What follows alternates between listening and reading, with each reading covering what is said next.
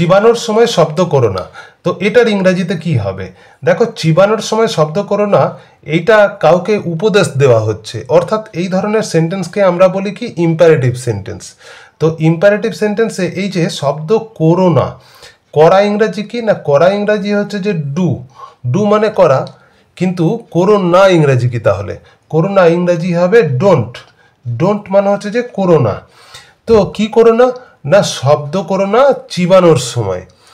অর্থাৎ এটাকে আমরা ঘুরিয়ে লিখবো যে চিবানো ইংরাজি হচ্ছে যে চিউ, ডোন্ট চিউ। চিউ মানে হচ্ছে যে চেবানো। এইবার শব্দ করা ইংরাজি কি?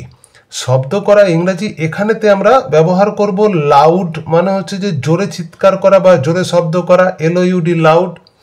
তাহলে কিন্তু আমরা যখন সেন্টেন্সটা সাজাবো কি করব? ডোন্ট চিউ লাউডলি, এই লাউডটাকে অ্যাডভার্ব করে দিতে হবে, LY যুক্ত করতে হবে।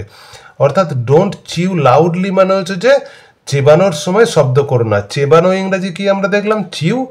আর করা ইংরাজি যেহেতু ডু, তাহলে করো না ইংরাজি হবে ডোন্ট। ডোন্ট চিউ লাউডলি, এটা মানে হচ্ছে যে চিবানোর সময় শব্দ করো না।